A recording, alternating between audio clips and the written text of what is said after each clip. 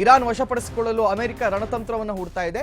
ಹೆಚ್ಚು ಹೆಚ್ಚು ಅಮೆರಿಕನ್ ಸೈನಿಕರನ್ನ ಜಮಾವಣೆ ಮಾಡ್ತಾ ಇದೆ ಅಂತೆ. ಯುದ್ಧ ವಿಮಾನಗಳ ಮೂಲಕ ಸೈನಿಕರ ಜಮಾವಣೆಯನ್ನ ಮಾಡ್ತಾ ಇದೆ. ಇರಾನ್ ಜೊತೆಗಿನ ಯುದ್ಧದ ಮಧ್ಯೆಯೇ ಸೈನಿಕರು ಕೂಡ ಎಂಟ್ರಿಯನ್ನು ಕೊಡ್ತಾ ಇದ್ದಾರೆ. ಯಾಕಂದ್ರೆ ಗ್ರೌಂಡ್ ಲೆವೆಲ್ ಅಲ್ಲಿ ನೀವು ವಾರ್ ಮಾಡಬೇಕಾದ್ರೆ ಖಾಲಿ ಈ ಮಿಸೈಲ್ಗಳನ್ನ ಇಟ್ಕೊಂಡು ನೀವು ವಾರ್ ಮಾಡೋಕ್ಕಾಗಲ್ಲ.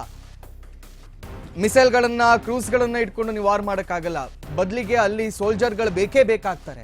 ಗ್ರೌಂಡ್ ಲೆವೆಲ್ ಅಲ್ಲಿ ಗನ್ ಹಿಡ್ಕೊಂಡು ಹೋಗುವಂತ ಸೈನಿಕರು ಇದೀಗ ಎಂಟ್ರಿ ಕೊಡ್ತಾ ಇದ್ದಾರೆ. ಅಮೆರಿಕದ 82ನೇ ಬೆಟಾಲಿಯನ್ ಸೈನಿಕರಿಂದ ತಯಾರಿಯನ್ನು ನಡೆಸಲಾಗ್ತಾ ಇದೆ ಅಂತ ಇರಾನ್ ಮೇಲೆ ಭಾರಿ ಪ್ರಮಾಣದಲ್ಲಿ ಆಕ್ರಮಣಕ್ಕೆ ಸಿದ್ಧತೆಯನ್ನ ಮಾಡ್ತಾ ಇದೆ. ಇನ್ನು ಪ್ರಪಂಚದ 2ನೇ ಅತ್ಯಂತ ದೊಡ್ಡ ಯುದ್ಧ ನೌಕೆ ಅಂತ ಕರೆಸುವಂತಹ ಅಬ್ರಾಹಂ ಲಿಂಕನ್ ಮೇಲೆ ಅವರೆಲ್ಲರೂ ಕೂಡ ಬಂದು ಹೇಳಿದ್ದಾರೆ. ಅಲ್ಲಿಂದ ಇರಾನ್ಗೆ ಹೆಂಗ್ ಹೋಗ್ತಾರೆ ಅಥವಾ ಫೈಟರ್ ಜೆಟ್ಗಳನ್ನಲ್ಲೇ ಅವರನ್ನ ಇಳಿಸಲಾಗುತ್ತಾ ಅನ್ನೋದನ್ನ, ಇರಾನ್ನಲ್ಲೇ ಇಳಿಸಲಾಗುತ್ತಾ ನೇರವಾಗಿ ಅನ್ನೋದನ್ನ ಕೂಡ ಕಾದು ನೋಡಬೇಕು.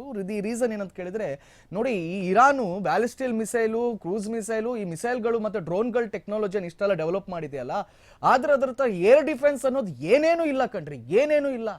ಇವತ್ತು ಅವರ ಏರ್ ಸ್ಪೇಸ್ ಅಲ್ಲಿ, ಇರಾನ್ ಏರ್ ಸ್ಪೇಸ್ ಅಲ್ಲಿ ಇಸ್ರೇಲ್ ವಿಮಾನಗಳಾಗಿರ್ಲಿ, ಅಮೆರಿಕದ ವಿಮಾನಗಳಾಗಿರ್ಲಿ ಆರಾಮದಾಯಕವಾಗಿ ಓಡಾಡ್ಕೊಂಡು ತಿರುಗಾಡ್ತಾ ಇದೆ. ಅದನ್ನ ಕೇಳುವವರು ಯಾರಿಲ್ಲ.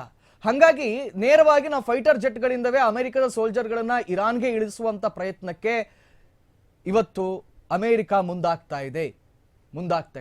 ಇದರ ಪರಿಣಾಮ ಏನಾಗುತ್ತೆ ಅಂದ್ರೆ ಎರಡೂ ದೇಶಗಳಲ್ಲಿ ಸಾವು ನೋವುಗಳು ಹೆಚ್ಚಾಗುತ್ತೆ.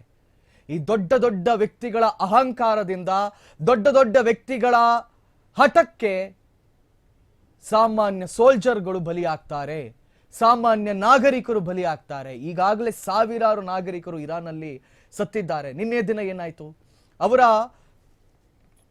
ವಾಟರ್ ಪ್ಯೂರಿಫೈಯರ್ ಮೇಲೆ, ಇರಾನಲ್ಲಿ ಬಾವಿ ತೋಡಿದ್ರೆ ನೀರು ಬರಲ್ಲ, ನಾ ಹೇಳಿದ್ದೆ, ಅವರ ವಾಟರ್ ಪ್ಯೂರಿಫೈಯರ್ ಮೇಲೆ ದಾಳಿಯನ್ನ ಮಾಡ್ತು ಅಮೆರಿಕ. ಅದನ್ನ ನಂಬ್ಕೊಂಡು 30 ಗ್ರಾಮಗಳ ಜನರು ನೀರು ಕುಡಿತಿದ್ರಲ್ಲ, ಅವರಿವತ್ತು ನೀರಿಲ್ಲದೆ ಹಾಹಾಕಾರಕ್ಕೆ ಎಬ್ಬಿಸ್ಬಿಟ್ಟಿದ್ದಾರೆ.